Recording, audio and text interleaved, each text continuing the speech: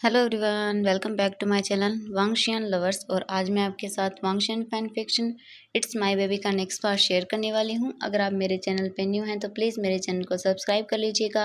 अगर वीडियो पसंद आती है तो लाइक भी कर दीजिएगा फॉर मोर वांगशियन एफएफ। तो चलिए फ्रेंड्स, आज का पार्ट हम शुरू करते हैं। इससे पहले वाले पार्ट में हमने देखा था कि वी यिंग को किसी का कॉल आता है। वो कॉल जैसे ही वी यिंग पिक करता है तो वो किसी को बोलता है कि ठीक है, मैं अभी आ रहा हूँ, तुम ऐसा कुछ मत करना। ये बोलकर वी आयुआन को लेकर वहाँ से चला जाता है। इसके बाद हमें ऑफिस का सीन दिखाया जाता है जिसके अंदर वांग जी अपने ब्रदर से कुछ बिजनेस को लेकर बातें कर रहा था, जहाँ पर लैन सीजन को किसी का कॉल आया था और उस कॉल को सुनने के बाद लैन सीजन अपनी जगह पर बिल्कुल फ्रीज हो गए थे। वांग जी ये देखकर घबरा गया और वो बोला कि ब्रदर बताइए क्या हुआ, आपको क्या हो गया, आप ऐसे क्यों बिहेव कर रहे हैं। लैन सीजन ने वांग जी से कहा कि वांग जी वी आयुआन। वांग जी वीइंग और आयुआन का नाम सुनकर वो भी थोड़ा डर गया और उसने भी कहा, ब्रदर क्या हुआ, वीइंग आयुआन क्या क्या वो ठीक है, प्लीज बताइए मुझे क्या हुआ। लैंस चैन ने कहा कि उनका एक्सीडेंट हो गया, वो हॉस्पिटल में है। ये सुनने के बाद वांग जी भी स्टन रह गया। वो दोनों ही अपनी जगह पर बिल्कुल फ्रीज हो चुके थे। ये सुनकर दोनों के मन में ही वीइंग और आयुआन को खोने का डर एक साथ उनके माइंड में आ रहा था। वांग जी जल्द से अपनी चेयर से खड़ा हुआ और वो बोला कि ब्रदर मुझे बताइए वो किस हॉस्पिटल में, मुझे मुझे अभी यहाँ से जाना है। ये सुनने के बाद लैन सेचैन भी अपने होश में आ गए और वो बोले, हमें जाना होगा।" ये बोलकर लैन सेचैन जल्दी से ऑफिस रूम से बाहर आ गया। वो दोनों भागते हुए जल्दी से कार के अंदर आकर बैठ गए। वांग जी से जितना फास्ट हो सकता था वो उतनी ही फास्टली उस कार को ड्राइव कर रहा था। लगभग आधे घंटे ड्राइव करने के बाद वांग जी हॉस्पिटल के बाहर पहुंच चुका था। वांग जी जल्दी से अपनी कार से निकलता है। लैन सिचन और वांग जी दोनों ही भागते हुए उस हॉस्पिटल के अंदर आ जाते हैं।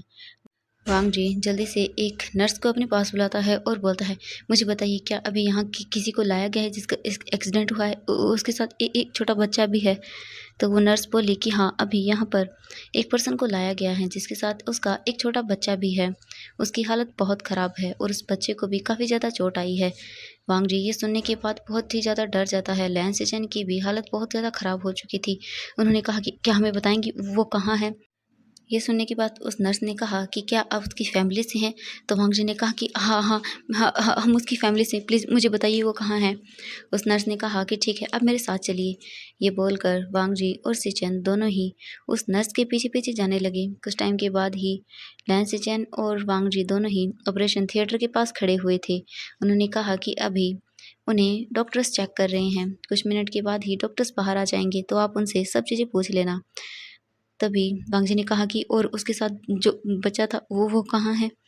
तो उस नर्स ने कहा कि अच्छा, वो उन्हें भी काफ़ी ज़्यादा चोटें आई है, उनका काफ़ी ज़्यादा ब्लड लॉस्ट हो गया है। हम उनके ब्लड को ढूँढने की कोशिश कर रहे हैं, लेकिन उनका मैचिंग ग्रुप का ब्लड हमें नहीं मिल रहा है क्योंकि उनका ब्लड काफ़ी रेयर है। वांग जी ने कहा क्या?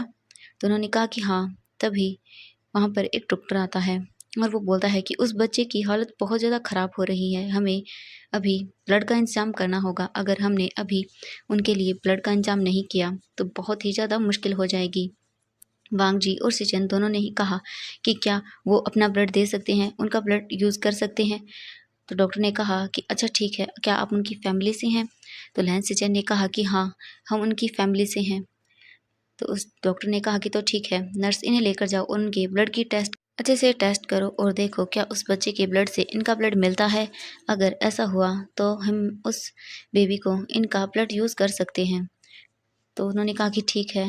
इसके बाद वो नर्स लैन सेजन और वांग जी को दोनों को ही लेकर एक रूम के अंदर आ जाती है। उन दोनों का ही ब्लड सैंपल लिया जाता है और वो नर्स उनके ब्लड सैंपल को लेकर वहाँ से चली जाती है। कुछ टाइम के बाद वांग जी और लैन सेजन दोनों ही वे यिंग के रूम के पास आकर खड़े हो जाते हैं और वहाँ पर वेट करने लगते हैं। आधे घंटे बाद डॉक्टर्स उस ऑपरेशन थिएटर से बाहर आते हैं और वो जैसे ही बाहर आते हैं, वांग जी जल्दी से उनके पास गया और बोला कि क्या वो ठीक है? मुझे बताइए प्लीज़, क्या वो ठीक है? तो उस डॉक्टर ने कहा कि हाँ, अभी वो ठीक हैं, लेकिन उन्हें काफ़ी ज़्यादा चोटें आई हैं, उनका आपको बहुत ज़्यादा ख़्याल रखना होगा। वांग जी ने कहा कि हाँ, हाँ, ठीक है। क्या क्या अब हम उनसे मिल सकते हैं? तो उस डॉक्टर ने कहा कि हाँ, आप कुछ टाइम के बाद उनके रूम के अंदर जा सकते हैं और उनसे मिल सकते हैं। ये बोलकर डॉक्टर वहाँ से चला गया। लैन सिचेन वांग जी को इतना घबराया हुआ देखकर वो भी हैरान था। आखिर वांग जी वेइंग के लिए इतना वरिड क्यों है? आखिर वांग जी तो वेइंग को कुछ ही दिनों से जानता है ना, तो वो वेइंग को लेकर इतना परेशान क्यों है?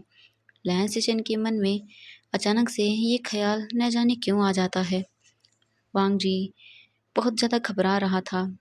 कुछ टाइम के बाद लैन सिचेन और वांग जी दोनों ही रूम के अंदर चले जाते हैं।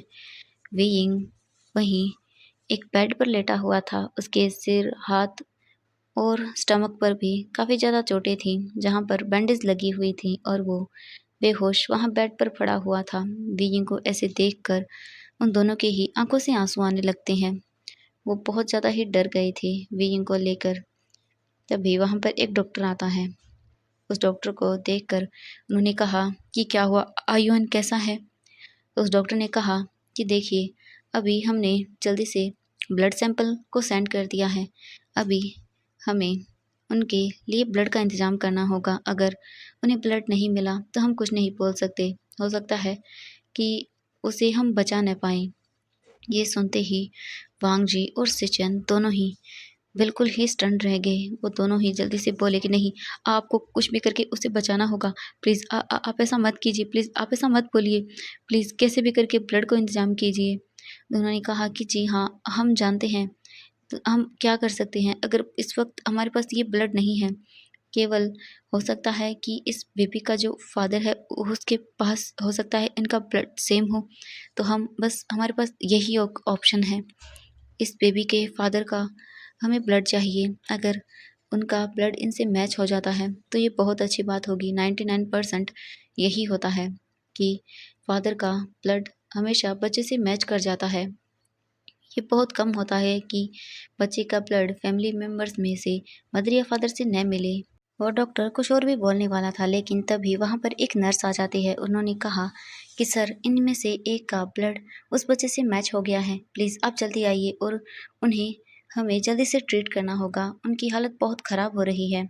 ये सुनने के बाद डॉक्टर उनसे बोला कि ठीक है, तो हम उसे अभी ट्रीट करते हैं। ये बोलकर डॉक्टर वहाँ से चला गया। वांग जी भी उसी डॉक्टर के साथ गया था आयुन को देखने के लिए।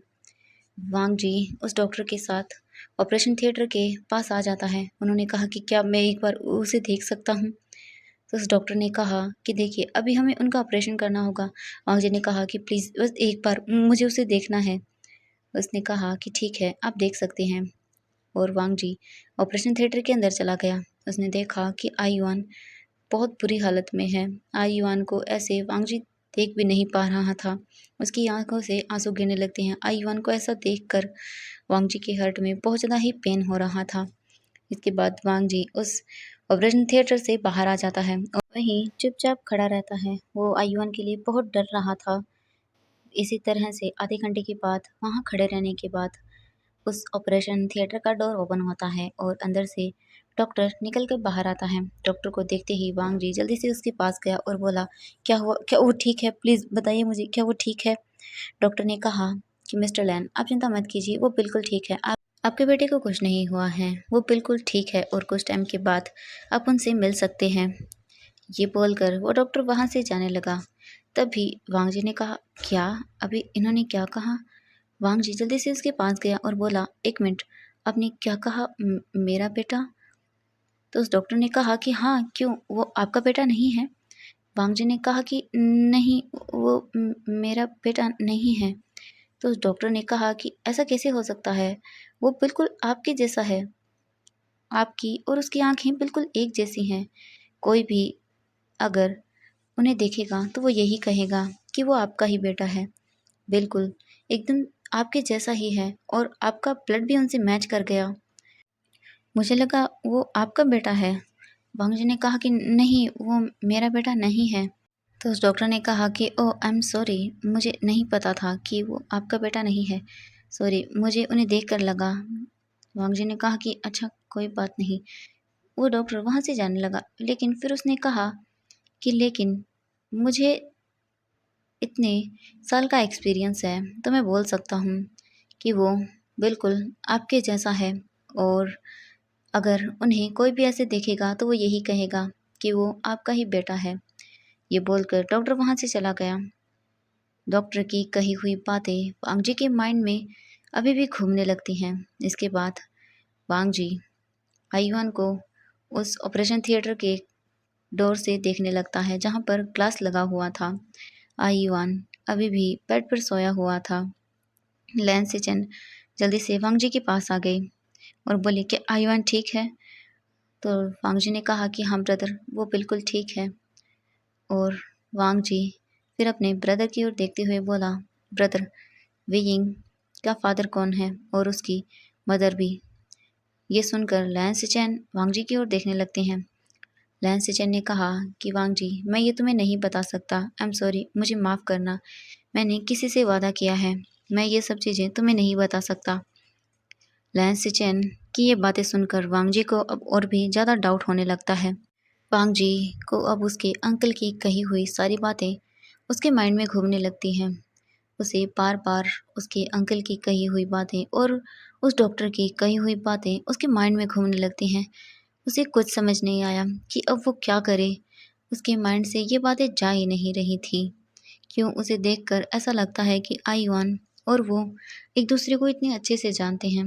क्यों उसे ऐसा लगता है जब वो विंग की ओर देखता है तो उसे कि उससे विंग कुछ छुपा रहा है। वांग जी इन सब बातों से बहुत ज़्यादा परेशान हो जाता है। इसके बाद वांग जी जल्दी से बोला कि ब्रदर, मुझे कुछ काम है, आप इन दोनों का ख्याल रखना, मैं अभी आता हूँ। ये बोलकर वांग जी वहाँ से चला जाता है। वांग जी जल्दी से उस डॉक्टर के पास जाता है।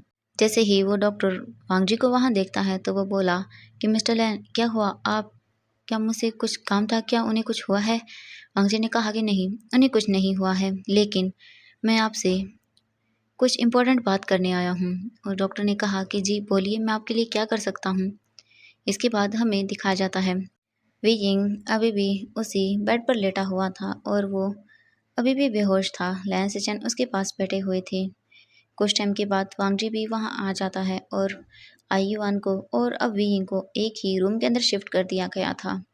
आयुआन विंग के पास ही एक बेड पर सोया हुआ था और अभी भी वो दोनों बेहोश थे। कुछ टाइम के बाद लैन सिचन देखते हैं कि वी यिंग अपनी आइज़ को ओपन कर रहा है।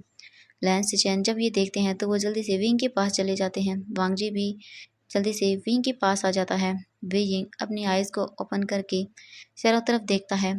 जल्दी से वो खड़ा होते हुए बोला, आयुन कहाँ है? उसे क्या हुआ? क्या वो ठीक है? तभी वांग जी विंग को जल्दी से हक कर लेता है और वो बोला, वी यिंग, सब ठीक है, शांत हो जाओ। आयुन को कुछ नहीं हुआ, वो बिल्कुल ठीक है, देखो। ये बोलकर वांग जी विंग का फेस आयुआन की ओर कर देता है। आयुआन वहीं पास में एक बेड पर लेटा हुआ था। आयुआन को देखते ही विंग जल्दी से उस बेड से खड़ा हो जाता है और वो आयुआन के फेस पर हाथ रखते हुए बोला, आई एम सॉरी मेरे लिटिल, मैंने तुम्हारा ख्याल नहीं रखा, मेरी वजह से ये सब हो गया, प्लीज़ मुझे माफ़ कर दो, अपनी मम्मा को माफ़ कर दो। आयुआन, मैं तुम्हारा ख्याल नहीं रख पाया, मैं बिल्कुल भी अच्छी मम्मा नहीं हूँ ना, मुझे माफ़ कर दो, आई एम सॉरी। ये बोलकर विंग बहुत ज़्यादा ही रोने लगा।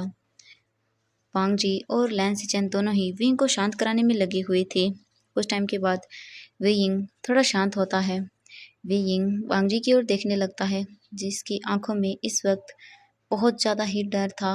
वो विंग के लिए कितना डर रहा था, विंग ये सब चीज़ें वांग जी की आंखों में देख सकता था। लैन सिचन भी ये सब चीज़ें देखकर बहुत ही ज़्यादा हैरान था कि आखिर वांग जी इस तरह से विंग से कैसे बात कर रहा है, इस तरह से कैसे बर्ताव कर रहा है। क्या कुछ विंग को वांग जी पहले से जानता है? लैन सिजन को कुछ समझ नहीं आ रहा था। इसके बाद हमें दिखाया जाता है कुछ टाइम के बाद आयुआन भी अपनी आइज़ को ओपन करता है। आयुआन जैसे ही अपनी मम्मा को देखता है तो वो रोने लगता है। विंग जल्दी से आयुआन को अपनी गोद में ले लेता है और वो बोला, आयुआन सब ठीक है, देखो सब चीज़ें ठीक है, आयुआन देखो सब चीज़ें ठीक है, देखो कौन है यहाँ पर। आयुआन फिर वांग जी और लैन सिचन की ओर देखता है और वो फिर धीरे धीरे शांत हो जाता है। वे यिंग कुछ टाइम के बाद उसे फिर से नींद आ जाती है मेडिसिन की वजह से। लैन सिचन और वांग जी अभी भी उसी रूम के अंदर बैठे हुए थे। अगली मॉर्निंग को अब हमें दिखाया जाता है कि वांग जी अभी भी वहीं पर बैठा हुआ था और वो वेइंग की ओर ही देख रहा था। वेइंग की ओर देखते हुए वांगजी ने कहा कि वेइंग, तुम मुझसे क्या छुपा रही हो? आखिर क्या सच्चाई है आयुआन की? क्यों ऐसा सबको लगता है कि वो मेरा बेटा है? मुझे कुछ भी समझ नहीं आ रहा। कुछ टाइम के बाद वहाँ पर एक नर्स आती है। उन्होंने कहा कि सर, आपको डॉक्टर ने बुलाया है। वांगजी ने कहा कि ठीक है। तभी लैंसिचन भी रूम के अंदर आ जाते हैं। लैंसिचन ने कहा कि वांगजी, अब तुम जाकर थोड़ा रेस्ट कर लो, मैं हूँ इन दोनों के पास। इसके बाद वांगजी उस नर्स के साथ उस डॉक्टर रूम में आ जाता है। उस डॉक्टर से वांगजी ने कहा कि जो मैंने कहा था क्या आपने किया? तो उस डॉक्टर ने कहा कि हाँ, मैंने कर लिया है, आप रिपोर्ट्स चेक कर सकते हैं। वांगजी उन रिपोर्ट्स को अपने हाथ में लेकर रीड करने लगा। जैसे ही वांगजी उस रिपोर्ट को रीड करता है, उसके हाथ से वो दोनों पेपर्स नीचे गिर जाते हैं। डॉक्टर ने कहा कि क्या हुआ मिस्टर लैन, क्या सब चीज़ें ठीक है? वांगजी ने कुछ नहीं कहा। वो जल्दी से उन पेपर्स को लेकर उस रूम से बाहर आ गया। वांगजी इस वक्त बहुत ज़्यादा रोना चाहता था। वांगजी को कुछ समझ नहीं आ रहा था कि क्या हो गया, ऐसा कैसे पॉसिबल हो सकता है, ऐसा कैसे हो सकता है। वांगजी अपने आप को शांत करता है और वो फिर से उस डॉक्टर के पास चला गया। उस डॉक्टर ने वांगजी को सभी चीज़ें अच्छे से एक्सप्लेन की। इसके बाद वांगजी उस रूम से बाहर आ गया और वो फिर से उन रिपोर्ट्स को लेकर वो विंग के रूम के पास आ गया। लैंसिचन अंदर रूम के अंदर बैठे हुए थे। वांगजी रूम के अंदर चला गया।